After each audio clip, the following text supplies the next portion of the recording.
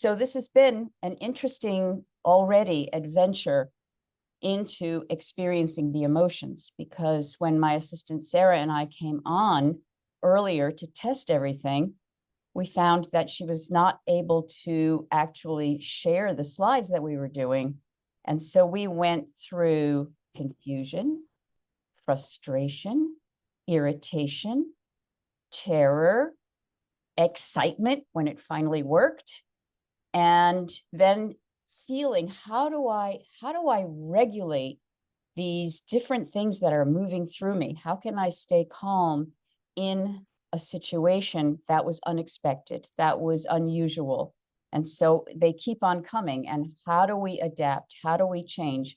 So it was like the perfect setup for what I'm about to do today. And I was thinking to myself about how did I get here? Because one of the earliest things that I've done my whole life has been one of exploring emotion in different ways. I came from a very emotionally volatile family, you could say.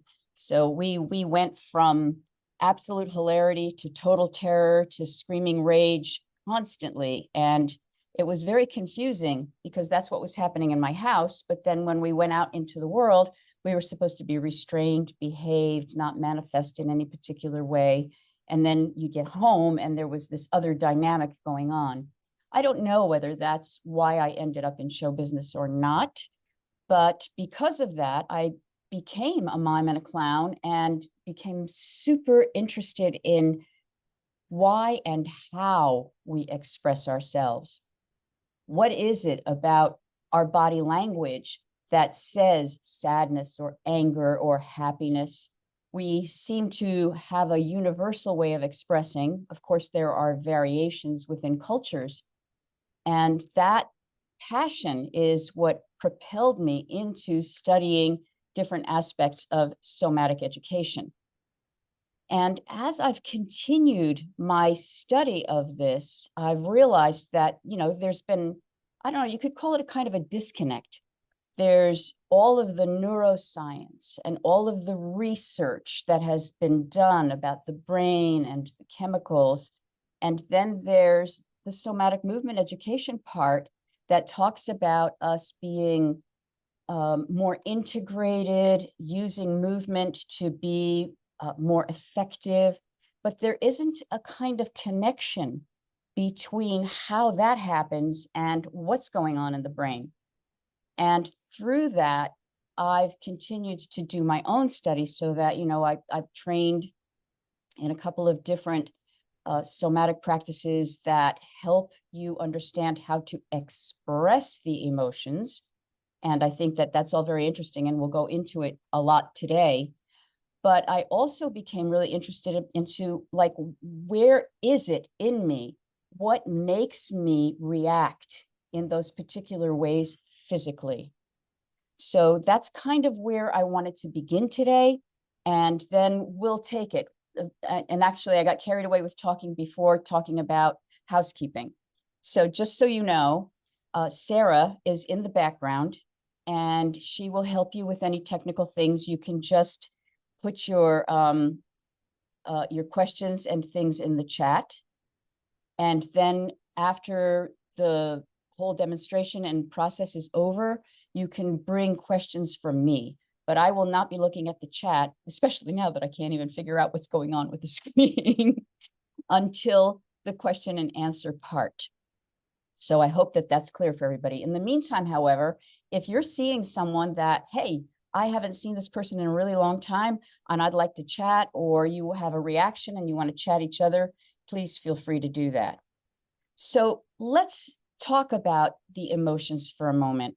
And what is the difference between feelings, sensations, emotions? And if you look at any books, they use these words in different ways, in different qualities or experiences. For example, I was just looking before this morning at Antonio Damasio's book, Descartes' Error. And he speaks a lot about the fact that we really cannot reason with just our logic. we need to have our emotions in order to be able to process, in order to be able to reason. But in his work, he speaks about the difference between feelings and emotions. I'd like to speak about it from the perspective of the difference between sensations and emotions and or feelings. To me, feelings are going to be emotions in the way I'm going to be talking about it. So let's talk about the chemistry of it a little bit. Sarah, maybe if you could put up the first slideshow, hopefully it will work this time. And I think that what happens is that you have to take the spotlight off of me. And now I get to see everybody because I'm not on spotlight. Good to see you. Don't stop eating your lunch. Just enjoy yourselves. And Sarah, if you can put on the slideshow. Fantastic. So what happens when I feel an emotion? First thing that happens is a sensation, an experience in the body, right? You don't feel your brain sending out chemistry or anything. You don't feel that in the brain. You feel it in your gut. You feel it in your chest. You feel it in a part of yourself. And sometimes it feels like a breath. Sometimes it feels like some kind of tension or clenching or a release, but it's a physical sensation. And then the brain comes in and creates a perception of that. And in the beginning, the perception may not be mental in the sense of thinking, because then you have a reaction. Say you hear suddenly a sound, you react to that sound because your perception is that there's something going on. And then if it's called for, I name it. I name the feeling that's taking place and call it an emotion. Next slide. So according to the Webster Dictionary, he says it's a conscious mental reaction, subjectively experienced as strong feeling. So again, here we see this whole difference between feeling, sensing, emotion, usually directed toward a specific object and typically accompanied by physiological and behavioral changes in the body. So in the definition, they're saying the emotion is accompanied by the changes, but the changes are actually happening and I am naming the emotion. Next slide, please. So many of our emotions come from either flexion or extension in our bodies. And one of the reasons for that is one of our earliest reflexes, and one of the few reflexes that humans actually have, is called the startle reflex. A lot of times people think that when they're startled, they actually close in, but closing in is actually the second part of the startle reflex. So you can see here in this illustration that the body is in extension. And so it goes up and out, right? And that is the first reflex of the startle reflex. And then in the next slide, Sarah, then we go into the protective, reflexive, rounded posture. So this relationship between flexion and extension starts with, and you're saying to yourself, okay, well, these are both negative emotions, and there are positive, quote unquote, positive, negative. There are more good feeling emotions as well, and they also are involved in flexion and extension. But this movement of our spine, which begins really in utero and then continues, is part of our emotional vocabulary. And there's a third phase in the startle reflex that is still in debate from some people. Some people call it a trauma reflex or a response. And I'll show that to you later if you want to, but I still have questions about it. And so we were not going to deal with it right at this moment. So if we go to the next slide, this is just a partial list of some of the chemicals that are involved in our emotional reactions. And I'm sure that most of you are familiar with them. So dopamine is, some people call it the reward chemical. or the anticipation chemical, but it's there to give us motivation in a lot of ways. Serotonin is more of a calming one, although it can also be, depending on, again, the amount, it can be depressive. Noradrenaline, or I'm going to say this wrong, norepinephrine, are both more excitatory chemicals. Endorphins are our feel-good chemicals. Oxytocin is also a feel-good chemical that is something that's generated when we feel safe, when we feel comfortable, when we feel compassion and love. Oxytocin is there.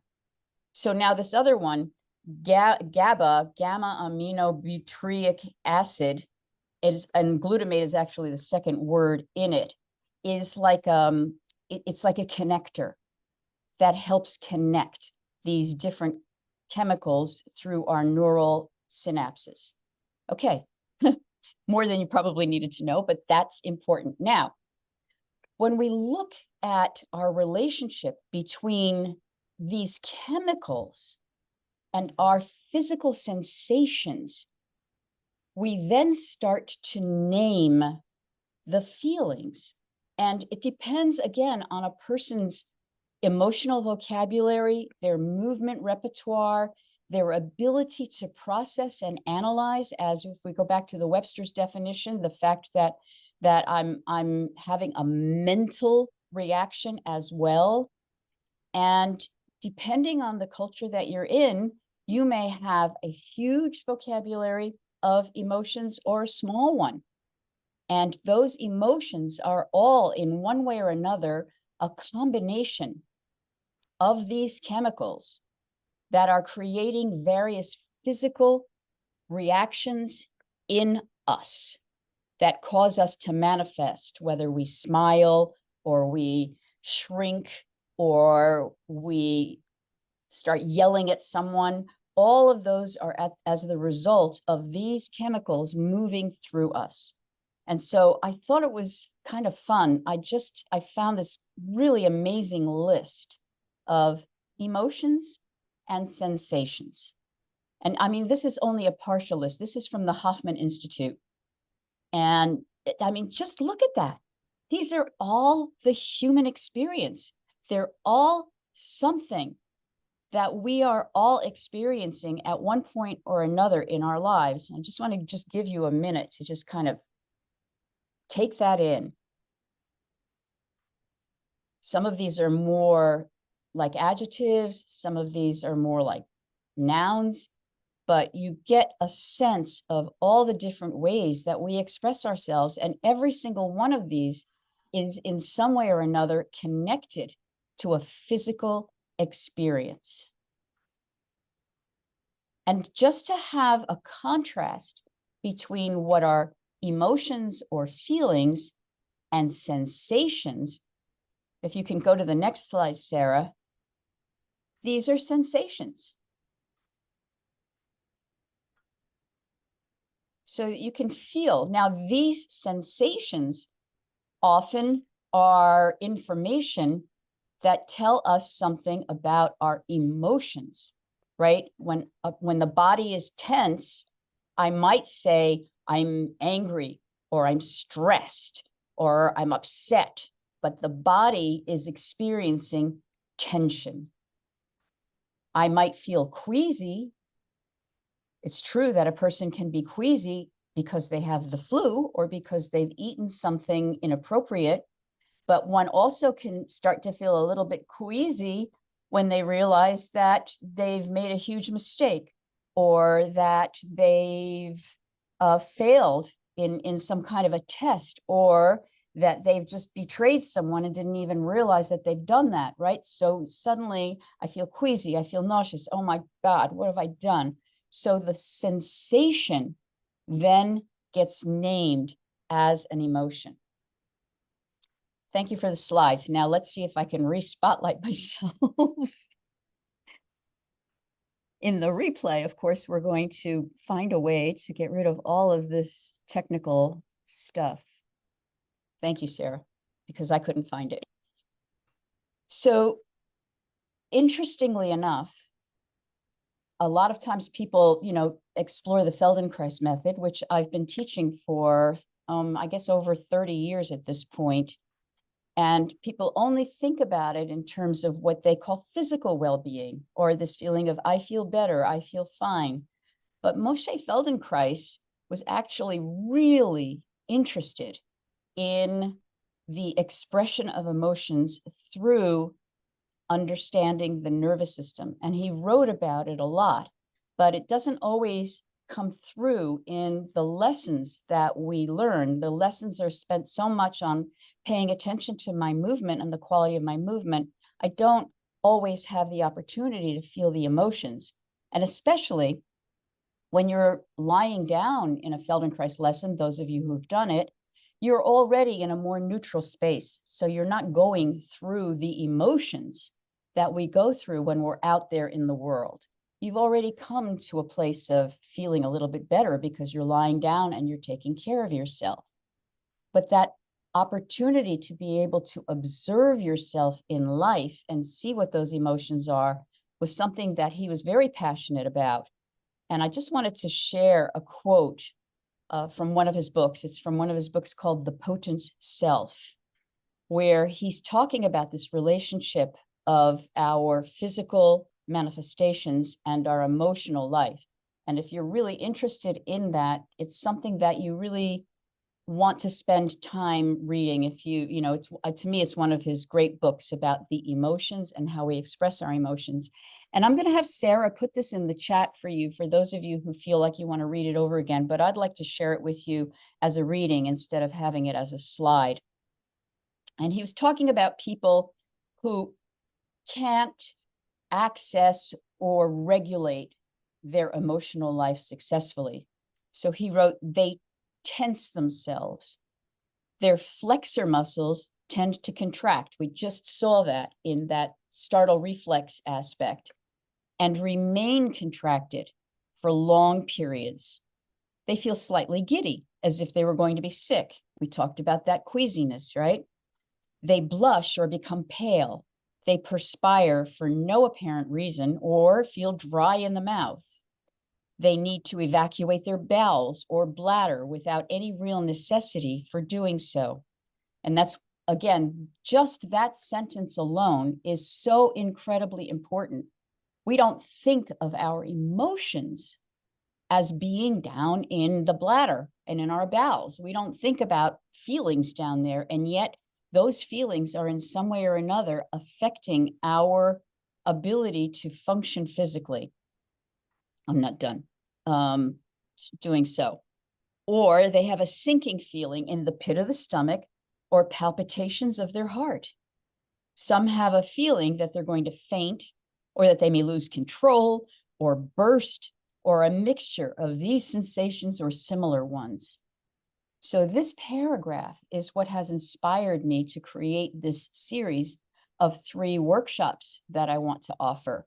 And it deals with this idea of the lower part, my bladder, my bowels, my organs below, the pit of the stomach, and how that's related to our manifestation of ego and our self-image.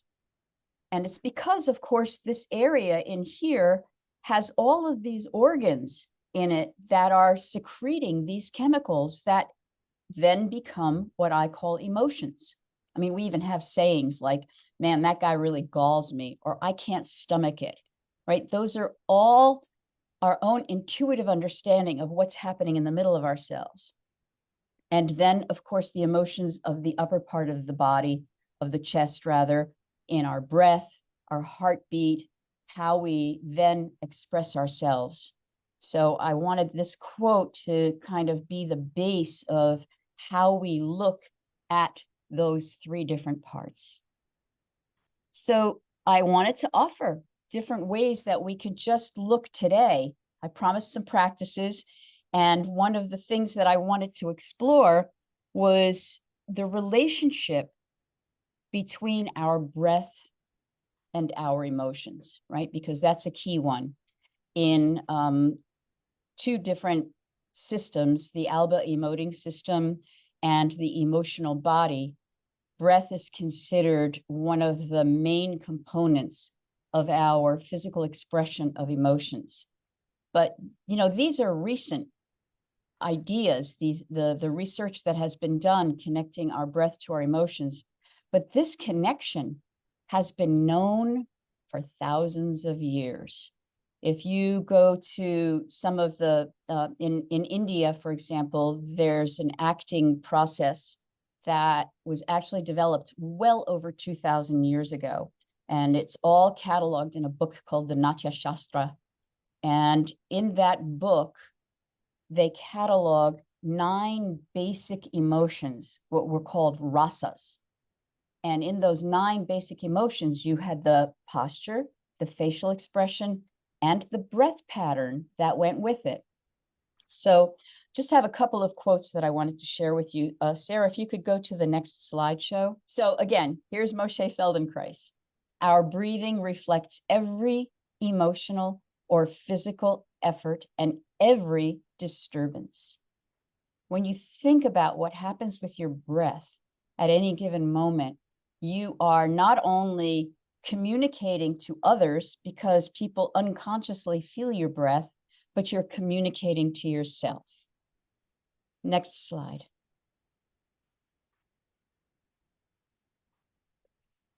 So Sri Ravi Shankar is a very popular guru and teacher right now who has millions of followers around the world. And one of his practices is working with the breath. Every emotion is connected with the breath. If you can change the breath, change the rhythm, you can change the emotion. And of course, he's pulling that from ancient Hindu practices that have been going on for years and yogic practices. Those of you who have studied yoga, you have an understanding about this with the breath, but it's really kind of interesting to think that every emotion is connected with the breath. So when you're practicing yoga and you're doing different breathing, what is taking place inside of you? Just a question. Next slide.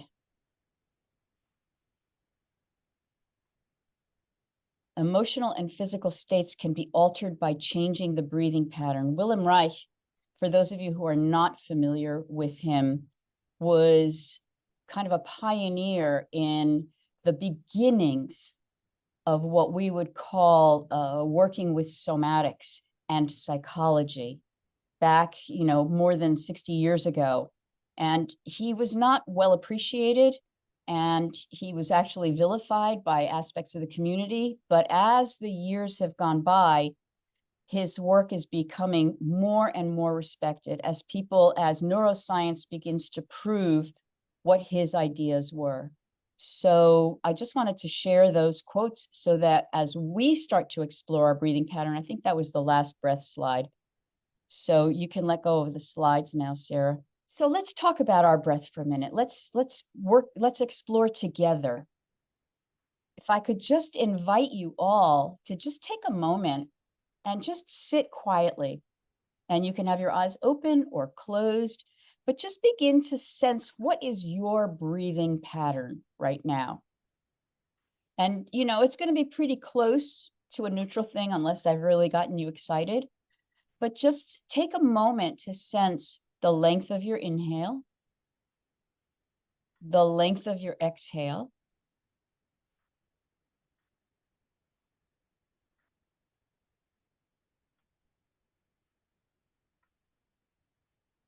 and whether there's any kind of pauses.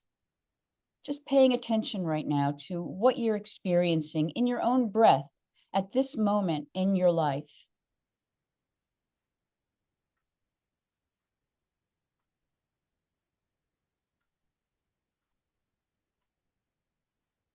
And each one of us has our own breathing pattern. Some of you may be breathing through your nose. Some of you may be breathing through your mouth. There may be pauses after the inhale or after the exhale, or not at all.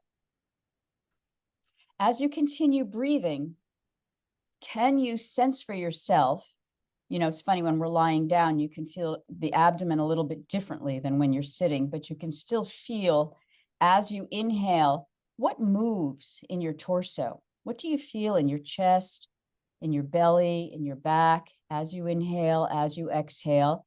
You might not feel anything, but just turn your attention there for a moment and just notice what you're experiencing.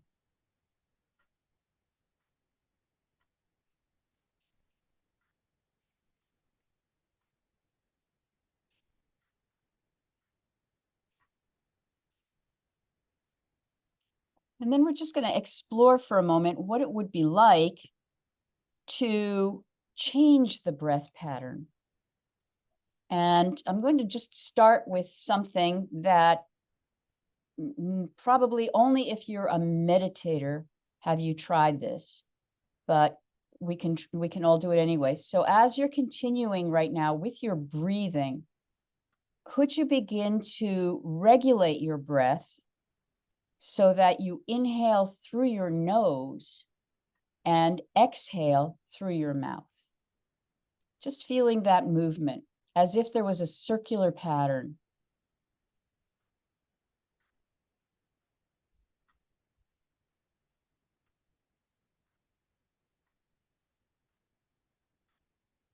And notice as you're doing it where your pause is, if there is one. And then see if, as you're doing it, is your exhale longer or is your inhale longer? And whichever one is shorter, could you now make the other one match? So that, let's say your inhale was 4 counts and your exhale was 6 counts. So now see if you can inhale for 4 and exhale for 4. You don't have to have that number, by the way. Your number might be different than mine. And then see if you can eliminate any pause. That doesn't mean you have to speed it up. That doesn't mean that you have to create tension for yourself.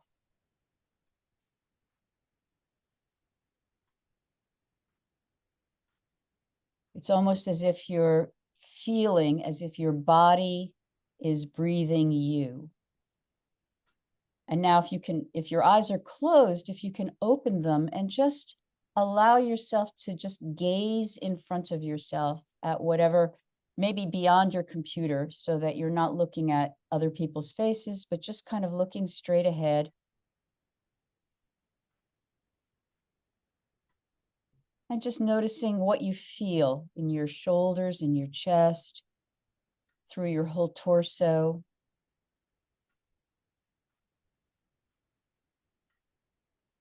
And then let all that go and come back to your own natural breathing. And notice, is it different? So what you've just experienced, to a certain degree, there's still more kind of refinements we could do, but to a certain degree, what you just experienced was a breath that has no emotional component to it. Out of all the emotions that we have, we do sometimes breathe in through the nose and out through the mouth with certain things. Like, for example, if you're doing Pilates, you breathe in through your nose and out through your mouth, but it's definitely often got an emotion attached to it, especially if you've got weak abs like me and you're going, you want to use the breath as a propulsion in that kind of situation. But there's no breath pattern where it's this easy circular movement, which is why in a lot of meditation practices, they use this circular movement because it calms the entire nervous system down.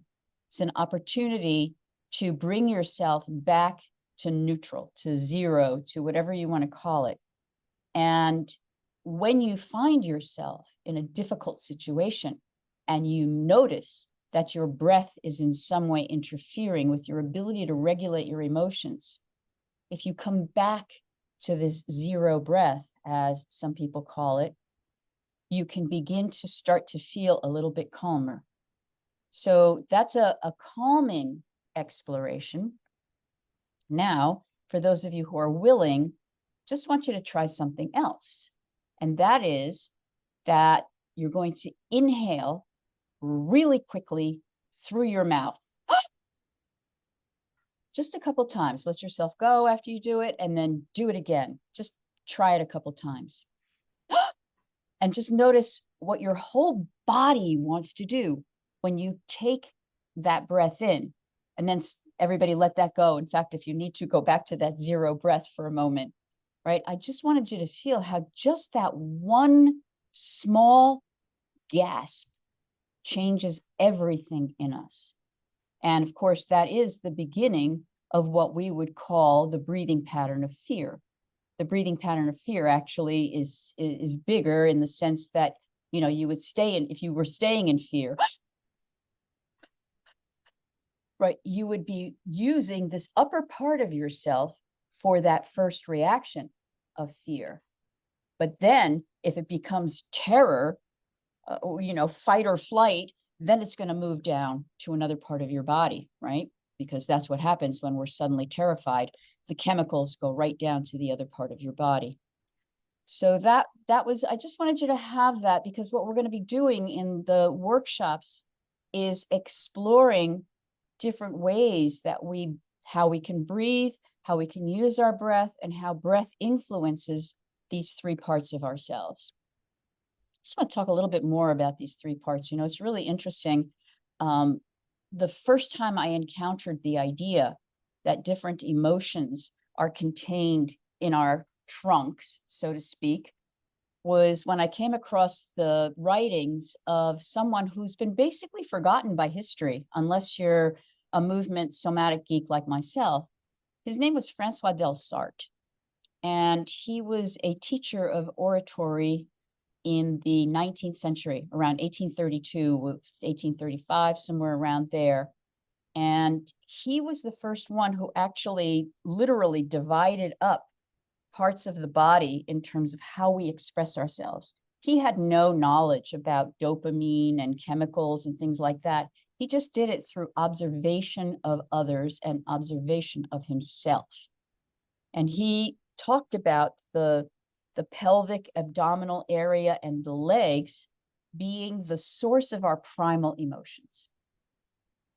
And he spoke about the middle of myself, my solar plexus area, where a good portion of my organs are. He called that actually the emotional part of our emotional center, which I find really, really interesting. And when you think about it, those moments where, you know, somebody hurts your feelings, or you suddenly win an award, it's all coming from right in here. And then, of course, the upper part he called the intellectual part of our emotions. This is where our principles, our loyalty, our sense of wanting to be connected to others is. And so I found that really, really fascinating. And then as I continued studying, I realized that there were lots of other, both spiritual as well as scientific approaches that looked at the same thing. So that's kind of where my curiosity came and why I wanted to share this. And so, apropos of absolutely nothing, I wanted to talk about the face, because the face responds to what's happening in your trunk, and the face can influence what's happening in the trunk. So when we think about the face, we have all of our facial expressions are governed by our 7th cranial nerve. And it's a really cool nerve that just kind of goes into all these different muscles of our face. And that cervical nerve or cranial nerve, right, comes from the brainstem. There's a lot of research coming up right now that is talking about the fact that a lot of our emotions are actually formed back here, not cognitively, but back here. So when my face expresses, it affects my posture, it affects all of those parts of myself that are involved in the expression of emotions. And most of us are just like, okay, well, this is the face I have. This is the way I've always used my face. But I would love us to just feel for a moment some aspects of our facial muscles. So if you can just, again, take a moment, this time you can close your eyes, and just sense your face. And just notice for yourself whether your face feels relaxed, tense. Maybe you don't feel anything in your face. Maybe your face is just like, this is my face. It's just there. Just noticing whether your teeth are touching each other or they're separate. And again, there's no wrong or right here. Whether your forehead feels smooth or furrowed. Whether your eyes are resting in your head or feeling like they're pushing out a little bit. Just sense your whole facial area.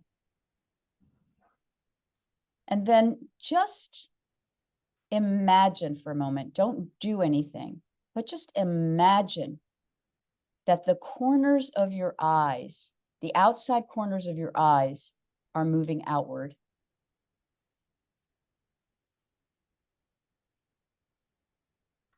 And as you continue with this image, could you let that move downward to the outside corners of your mouth so that there's a feeling almost just by thinking about it that your face wants to start to widen.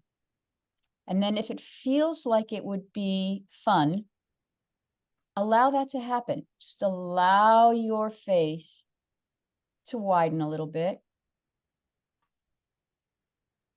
And what's happening is the muscles of your face are what we would say abducting, right? We talk about our abductors with our legs or our arms. I abduct from my center. Well, guess what? Your face can also abduct, widen, to find your own personal easy smile. And then just let your face come back to its neutral place. Maybe its neutral place has changed a little bit. Now, if you went the other way, adducting, what would happen is, and you can try it as I'm doing it, as the muscles of the face start to pull inward, right? In the beginning, the eyes might get a little tighter, a little narrower. It's the way we look when we start to concentrate, right? I bring everything inward. But as it gets more extreme, the nostrils start to flare as the muscles of the nasalis kind of close in. The lips get narrower, and your breath would change. You'd literally feel a change in how you breathe, and how you feel, and how you think. And if you've done it along with me at this point now, just let your face abduct out again. Don't get stuck in that particular position. So you may or may not have noticed as we were doing it that the posture changes as well. When my face widens, I breathe differently. I feel something different in my shoulders. When my face narrows, I can feel everything tightening, right? This idea of tightening, tensing, being a sensation and a feeling. So why is this important? And why is it important to develop emotional resiliency? I mean, you know, all of us are adults. We've somehow managed to survive up to now. And I've been thinking about this subject a lot because, like, right now, we're living in extremely emotionally volatile times. Speaking of, you know, I mean, I grew up in it, but right now, it's like people are taking sides, people are getting stressed. There's a lot of challenging situations all over the world. How can I learn when I'm criticized, attacked, confused? How can I learn to respond instead of react? And learning to regulate your emotions by understanding what's taking place inside of you and finding resources to be able to navigate can help you so that you're not stuck in reaction, but that you're able to actually take it in and respond. So that's number one.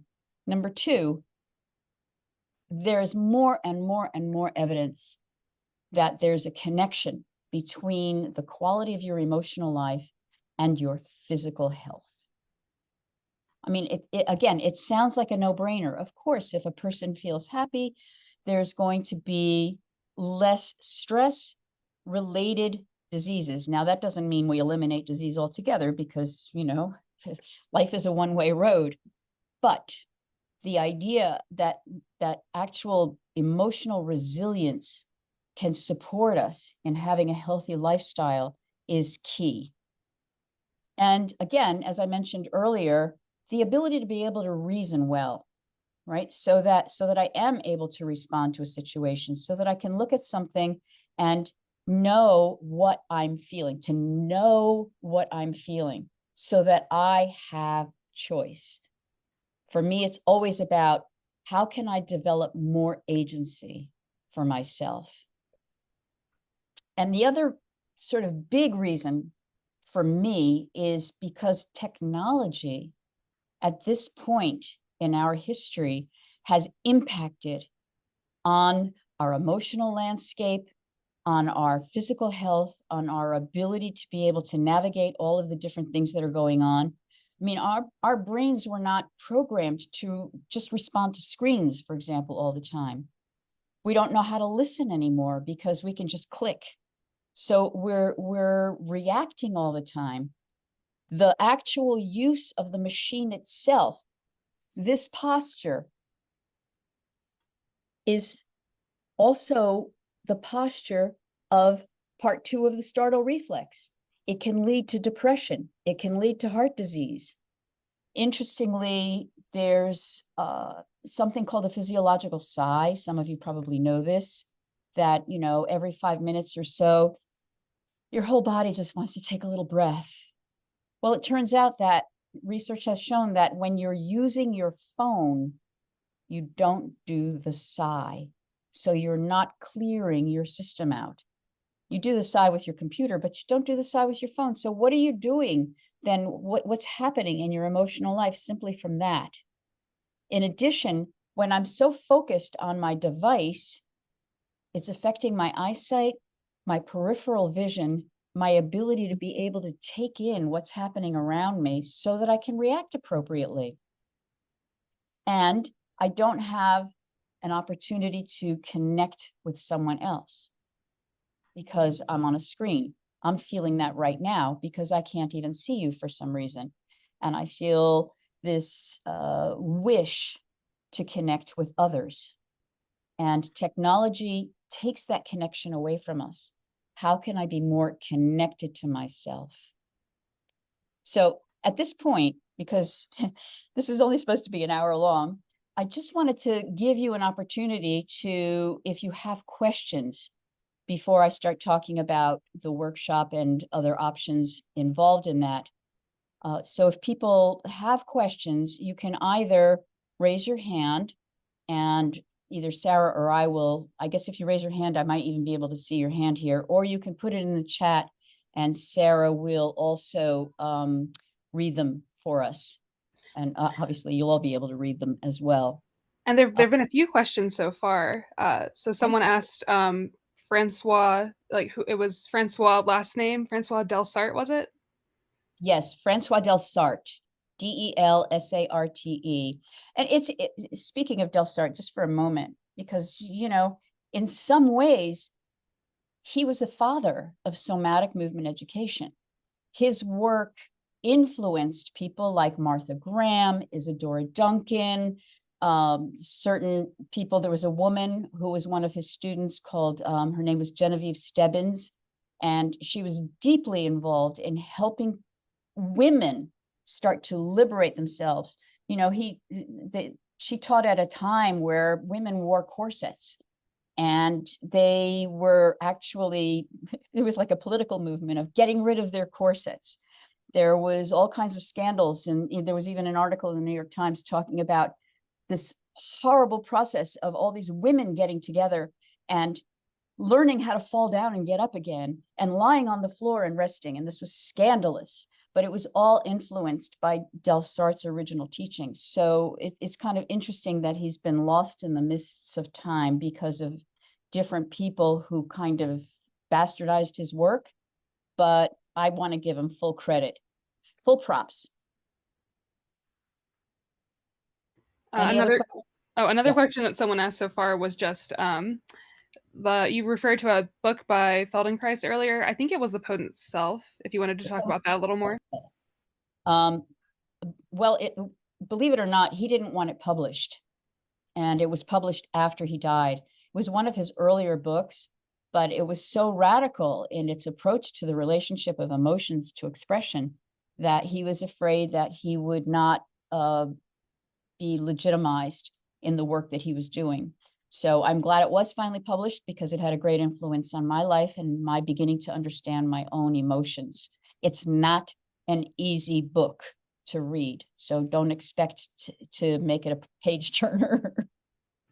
Another question that was asked was, during the workshop, how many classes will there be? And will it be based on everyone's own explanation, or will there be certain definitive answers? And then another question about technologies. But the first question, if you want to start with that, is just, how many classes will there be? And what kind of guidance will it be? Like, will it be like more self-exploratory or definitive by? Great question. And I was going to talk about that as I was going to talk about the workshop, but I'll answer it now. That's fine. So the plan is that each workshop is going to be 2 hours long. Each one of them is going to center on a center of the self. Within those 2 hours, you will have at least 2 somatic movement lessons. So one will be longer, one will be shorter, that relates to that part of yourself. So people will be invited, and this will be in your registration information, to have a place where you can lie down comfortably or sit comfortably. Depends on the lesson, of course, but if people can be prepared to lie down, you will have an opportunity to do different experiential exercises that look at your relationship to the different emotions that are in that center. There will be some journaling involved and other activities, as well as a Q&A. So it'll be a jam-packed 2 hours of very concrete material, as well as your own personal exploration during that. And then the rest of that question was just asking about what kind of technology is needed for the workshop. Well, you're all on Zoom right now, so you won't need more technology than that. You'll need a journal so that you can note things down, and you'll need a space where you can move.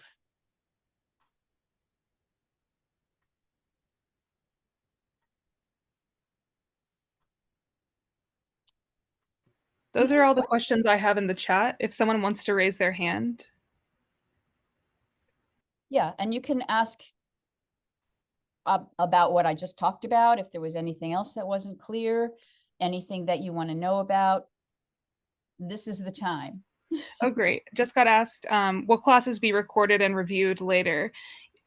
We will record the classes and send it out to everyone who participated or who purchased the courses for an on-demand course, but we'll remove any personal information, like we won't have your face on the Zoom. And then another question that was asked, I'm a pelvic floor PT, and I took one of your classes through the Shift Network. Will this help with my work? Well, certainly, absolutely. Because, again, the pelvic floor is a part of myself, but it connects to the whole. And when we work on the lower part of the body, we're going to address aspects of the pelvic floor and how it is involved in our emotional regulation situations, and also how it connects up to the movement of my legs and all the way up into my jaw. But then as we go through the other parts, you'll be able to start to see how, for example, how the 2 diaphragms relate to each other. And so you'll be able to speak from not just the physiological perspective. You probably don't already speak through just the physiological perspective, but you'll be more informed about how the emotions are connected to our diaphragmatic processes and our support. Good question. Thank you so much. Oh, Carol? Okay, Carol, will you please Hi. unmute yourself? I think there you go. Okay, that was my question. We're at a point in my therapy where my PT, it's like we've run out of places to look. Trying to figure out why there seems to be a blockage in my vagina um, that isn't always there.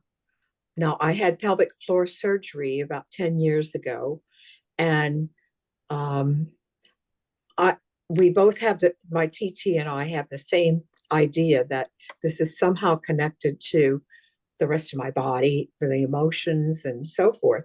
And um, when I saw that you were going to offer this course, I thought maybe that's what it is that I need.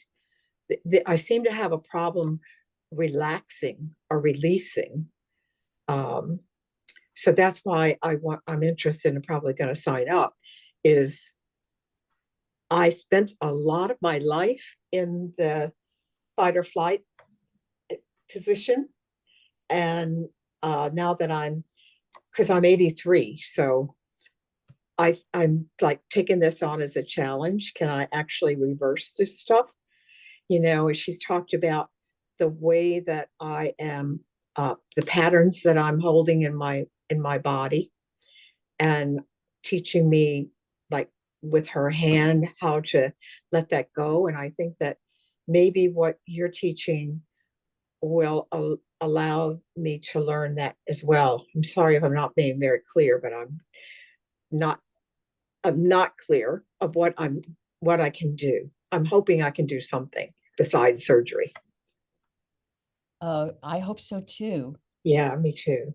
You know, we didn't speak too much about trauma in this particular presentation, but how does trauma influence my physical my physical self as well as my emotional choices that I make?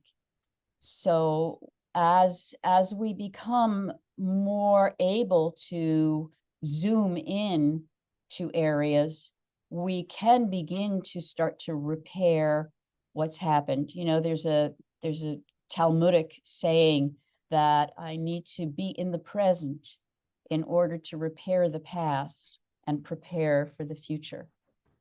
And that stays with me a lot. How do I bring myself to a present that feels safe and supportive so that my future can be more open in the way you're describing it? One never knows, right? The connection between what's happening in that area of yourself and the rest of yourself until we kind of open the door to begin that exploration. So thank you for your question. There's no guarantees ever, but I do think that it would be an interesting path for you to explore at this point, since you've explored all the other ones. Yes, thank you, Carol. And then someone else asked, I want to sing more freely. How do you think this would help?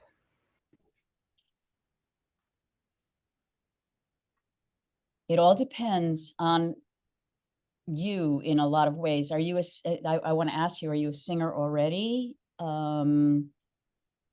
If I make something, this is what I want to do. This is what I love about this work, right? When I work with people, the first thing I ask them is, what do you want? You want to sing more freely? You want to jump better? You want less pain in your shoulder? You want, less anxiety? And then we take it from there, because that is my goal. So if I want to sing more freely, I come into a workshop like this with the curiosity of, like, oh, well, how does this particular experience influence the way I breathe as I sing? How does my voice sound as I change what's happening in my belly? It becomes about singing for you. For me, it might be something different. But if you come into this workshop going, I'm curious about, I'd like to sing more freely. Let's see what you learn as you dive into this experience. Does that make sense? And this person does say that they do sing now. Yeah. So, you know, you bring yourself with you to the workshop. Wonderful. And then someone else just had to go, but said, I'm grateful for your free intro webinar for your workshops and deep gratitude. Be well. Oh, thank you. And I guess I should probably say a few things about the workshop before we run out of time, because there was one other thing I wanted to say, and that's that actually those of you who are here today, if you can register before Friday, there's a bonus for you. I have a compilation of lessons that I call your self-image. And they're very straightforward Feldenkrais lessons, but I offer them from the perspective of self-image. I thought it was the best one because self-image, as I said, is from your central solar plexus area. But of course, the movements in these lessons look at your whole self and how it relates to different aspects of self-image. So if you're interested in getting that bonus, then register before Friday.